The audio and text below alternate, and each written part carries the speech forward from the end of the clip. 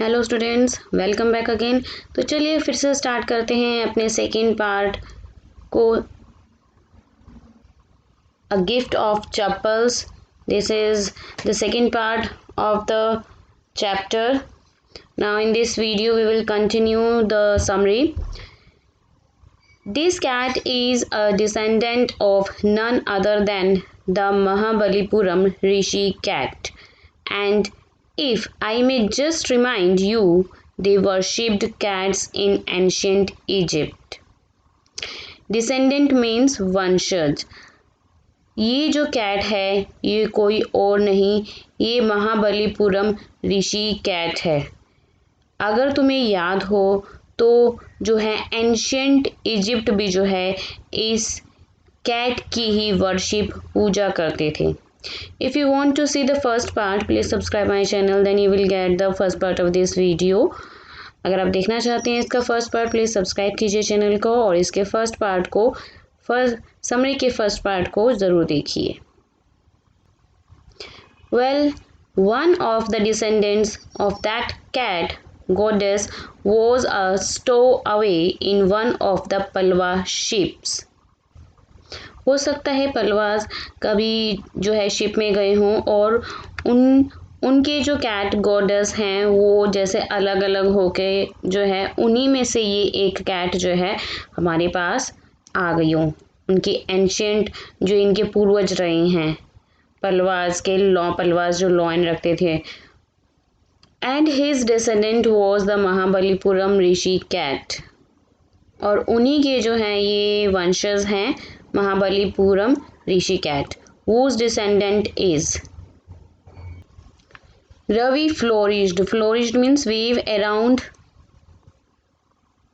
to attract the attention of others, मतलब कि जो है स्टिक को हिलाते हुए अपनी ओर अटेंशन करना। हिज ट्विग, उस स्टिक को, एट महिंद्रन, और उस महिंद्रन के ऊपर, MP पुणे हियर, वूप ई के, ही श्रिक्ड, whoop means a loud cry expressing joy or excitement. He shrieked, वह चिल्लाया। Ravi very pleased with himself, यानी रवि जो है इस बात की ओर संकेत दे रहा था कि ये जो मामूली कैट नहीं है, ये पलवास के ज़माने की, जब पलवास में वहाँ पे जो ऋषि कैट की पूजा हुआ करती थी उन्हीं में से एक जो कैट है हमारे पास आ गई है। महेंद्रन लुक्ड अप अलार्म्ड, महेंद्रम जो है अब उसकी तरफ एकदम से देखता है, मीन्स वो cat. He had just been sharpening his claws on the edge of the coconut shells. और जो वो बिल्ली है दूध पीने के बाद कोकोनट शेल्फ के जो एज किनारे होते हैं उस पर अपने पंजे मार कर उनको शार्प कर रही होती है। But was then Ravi's awful whoop, he was a screech from the window. लेकिन जो यहाँ पर रवि ने आवाज़ निकाली उससे भी अलग से कोई डिफरेंट सी आवाज़ जो है, वॉइस साउंड जो है विंडो से आई।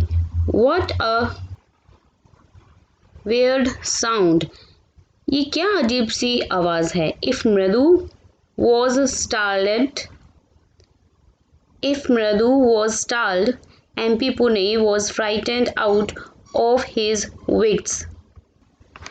मृदु जो है घबरा गई और MP पुणे कैट जो है वो भी डर गई, उसे समझ में नहीं आ रहा था ये क्या हो रहा है। Here standing on end, he bounced up and sculled towards a bamboo tray of red chilies that had been set out to dry. बिल्ली के बाल जो है खड़े हो गए कैट के और ही बाउंस्ड अप, हुए है एकदम से कूदी, एंड स्कर्ड मीन्स एकदम से डर गई और डरते हुए जो है उसने जंप किया टूवर्ड्स अ बैम्बो ट्रे में जिसमें कि रेड चिलीज रखी हुई थी, that has been set out to dry, सूखने के लिए रेड चिली रखी हुई थी। एकदम से इस कैट ने डरते हुए उस ट्रे के ऊपर, बैम्बो ट्रे के ऊपर जंप किया। वो रेड चिली जो है सारी जगह बिखर गई। Trying to hide beneath it, वह अपने आप को उसके नीचे छुपाने की कोशिश करती है, ट्रे के नीचे।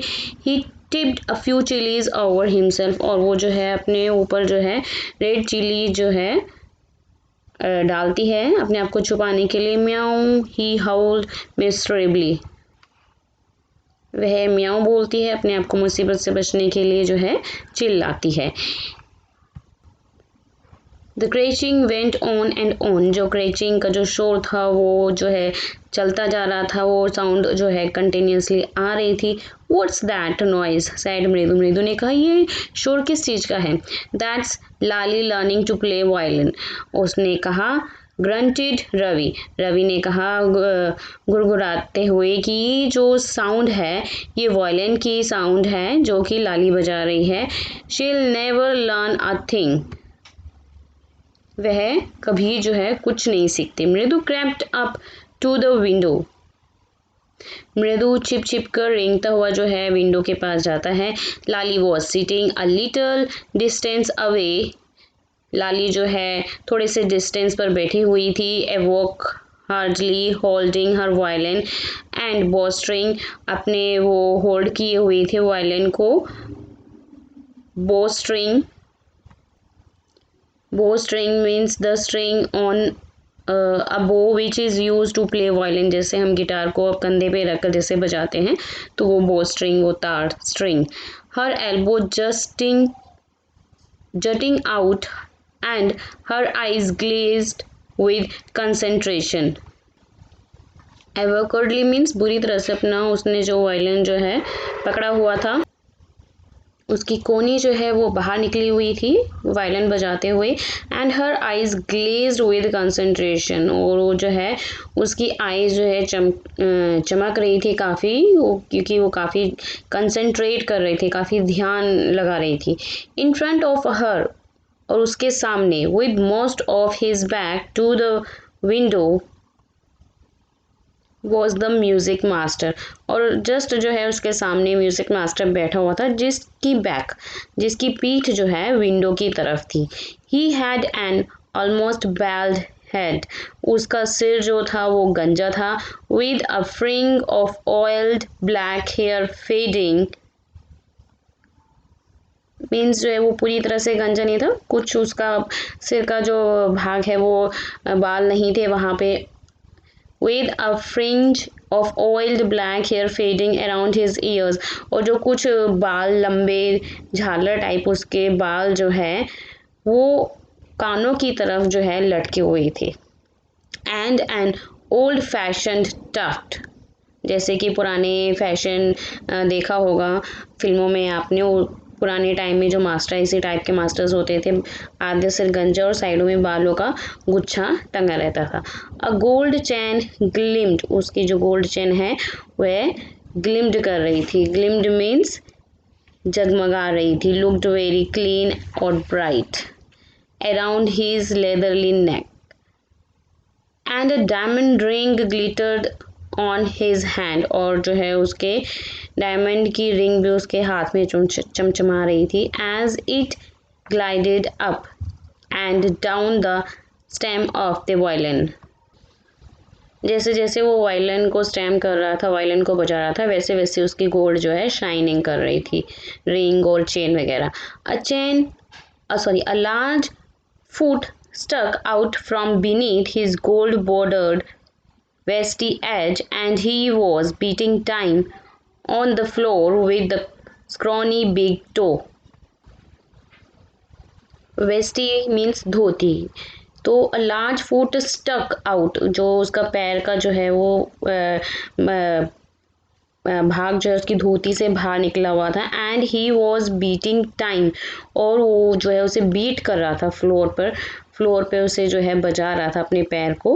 With a scrawny big toe, अपने स्क्रॉनी मीन्स पतला जो बिग टो है उसका अंगूठा जो है उसकी वायलिन की बीट के साथ जो है अपने पैर को फ्लोर पे बजा रहा था, मीन्स इंजॉय कर रहा था वो। He played a few notes, वह कुछ नोट से जो है वायलिन को बजा रहा था, प्ले कर रहा था। Lali stumbled behind him on her violin, Lali जो है वायलिन बजाते हुए उसके पीछे से जो है गलतियां कर रही थी, विच लुक्ड क्वाइट हेल्पलेसली, और उससे ऐसा दिख रहा था वो बहुत ही क्वाइट हेल्पलेस फील कर रही है एंड अनहैप्पी फील कर रही है इन हर हैंड्स, वायलिन को अपने हाथों में लेकर। What a difference! The music master's notes seemed to float up and settle perfectly into the invisible tracks of the melodies. Ravi कहता है देखो कितना अंतर है, जो म्यूज़िक मास्टर है वो कितने मतलब कि स्मूथली अपना सेटल परफेक्टली जो है एक इनविजिबल ट्रैक पे जो है अपनी मेलोडी जो है साउंड क्रिएट किए जा रहा है। It was like the wheels of a train fitting smoothly into the rail and whistling along. Whistling means move quickly through the air with whistling. ये ऐसा लग रहा है मानो जैसे जो ट्रेन के ट्रैक होते हैं उसमें ट्रेन के ट्रैक में ट्रेन बिल्कुल फिट होके स्मूथली जो है रन कर रही है, चल रही है, और उसी की तरह जो है ट्रेन के ट्रैक की तरह ही जो है साउंड क्रिएट कर रही है। Mridu stared at that huge hand moving effortlessly up the violin's stem, making lovely music. मृदु जो है म्यूज़िक टीचर को देखती है कि किस तरह से वो जो है अपने हैंड्स को मूव बिना किसी जो है एफर्ट लेस के, बिना किसी जोर के जो वायलिन को जो है वायलिन स्टेम से बहुत ही अच्छी वॉइस निकाल रहे हैं, लवली म्यूज़िक क्रिएट कर रहे हैं। Squawk! There was Lali yelling again. एकदम से उधर फिर दोबारा लाउड नॉइज की साउंड आती है।